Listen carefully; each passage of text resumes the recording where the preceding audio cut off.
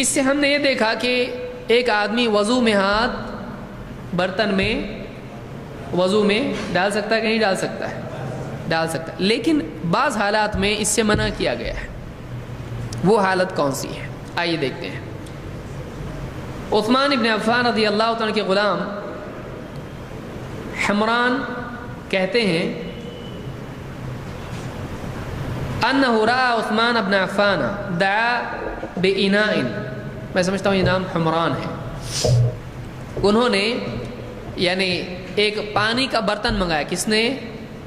عثمان ابن عفان رضی اللہ تعالیٰ عنہ نے۔ ایک پانی کا انا کس کو کہتے ہیں؟ پانی کے برتن کو۔ تو انہوں نے ایک انا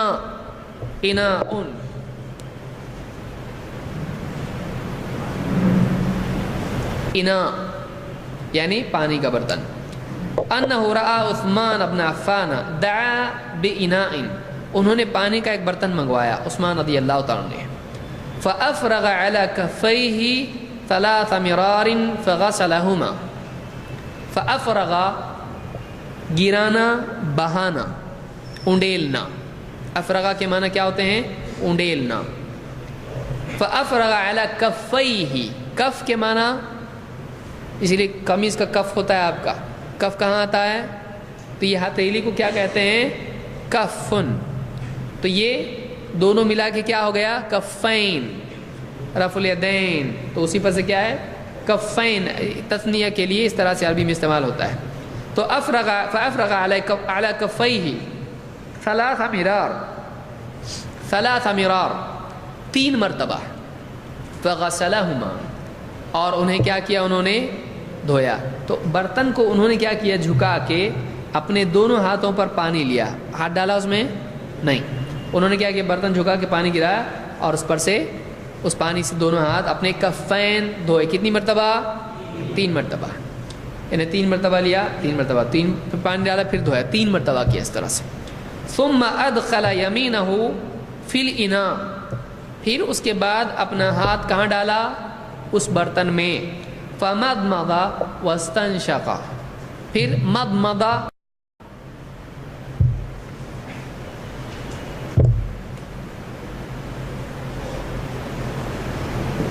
یا بعض اوقات اس کو تمضمض بھی کہتے ہیں۔ مضمض یا تمضمض کا مطلب ہوتا ہے کلی کرنا۔ کلی کرنا کس کو کہتے ہیں؟ کوئی بتائے گا؟ معلوم ہے سب کو کلی کرنا؟ بتاؤ کون بتائے گا؟ کلی کرنا کیا ہے؟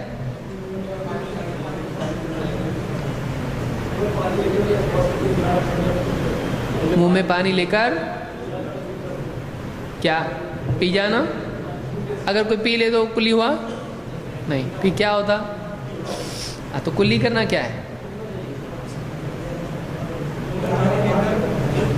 گروپ ایکٹیویٹی نہیں، کوئی ایک بتاؤ۔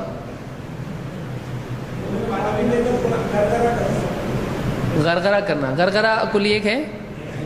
غرغرہ یہ کرنا کلی ہے کیا؟ غرغرہ ہے ہاں، گندگی رہتی ہے منہ میں ہاں، اگر نہ ہو گندگی تو کلی نہیں ہوگا۔ پھر اگر کلی یہ ہے کہ منہ کی گندگی صاف کرنا، اگر گندگی نہ ہو تو کلی ہوئی، کیونکہ ڈیفینیشن میں وہ آیا۔ تو کنڈیشن اگر پوری نہیں ہوئی تو عمل بھی صحیح نہیں۔ ہاں، یعنی ایسا لے کے تھوک دیا تو کلی ہوا۔ دیکھیے کلی کتنا مشکل ہو رہا،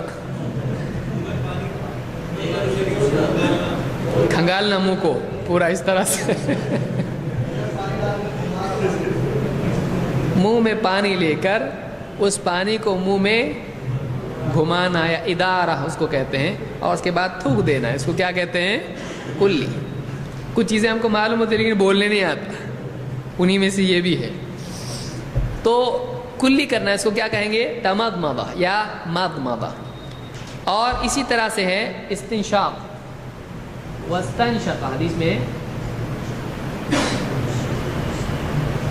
واستنشق، استنشاق، استنشاق کہتے ہیں ناک میں پانی پہنچانے کو۔ ایک آدمی ناک میں پانی پہنچائے اور اس کو پھر جھاڑ دے، دونوں کے الگ نام ہیں، بتاؤں گا آگے میں۔ یہاں یہ مقصود نہیں، یہاں مقصود کیا ہے؟ باب کیا ہے ہمارا؟ مسئلہ کیا ہے؟ پانی میں ہاتھ ڈالنے سے قبل دونوں ہاتھ دھونا۔ بہتر یہ ہے کہ ایک آدمی ڈائریکٹلی ہاتھ پانی میں نہ ڈالے جب وضو شروع کر رہا ہے۔ پہلے کیا کرے؟ وضو کی ابتدا میں سب سے پہلا کام، اب اس نے پانی لیا، بسم اللہ نیت کیا، اس نے بسم اللہ کہا، اس کے بعد اب کیا کرے گا؟ ہاتھ پہ اگر برتن میں لیا ہے تو برتن سے برتن جھکا کر ہاتھ پر دونوں کفین پر ڈالے۔ تو سب سے پہلے دھونے کی چیز کیا ہے؟ ہتھیلیاں، تو یہ کفین ہے، ان کو دھونا۔ تو پہلے پانی برتن جھکا کے دونوں کفین دھو لیے۔ اس کے بعد کیا کیا؟ کوئی آدمی سے کہے اس سے تو مل رہا ہے نا، دیکھو ہم پہلے سے بولتے تھے، تم کو سنے نہیں، تم خلفائے راشدین کی مخالفت کرنے والے لوگ ہو۔ انہوں نے پانی میں ہاتھ ڈالا کہ نہیں ڈالا؟ انہوں نے پانی ایسا برتن کو اس طرح سے جھکا کے پانی لیا اور ہاتھ ڈالا نہیں اس میں، تو آپ کیا کہو گے؟ بعد میں ڈالا نا۔ آپ تو کبھی بھی ڈالنے کا نہیں بولتے نا، شروعات میں انہوں نے نہیں ڈالا، ہو سکتا ہے مٹی لگی ہو سکتا ہے کچھ بھی ہو سکتا ہے، تو شروعات میں انہوں نے نہیں ڈالا، یہ عقل مندی ہے کہ ابتدا میں نہیں ڈالا۔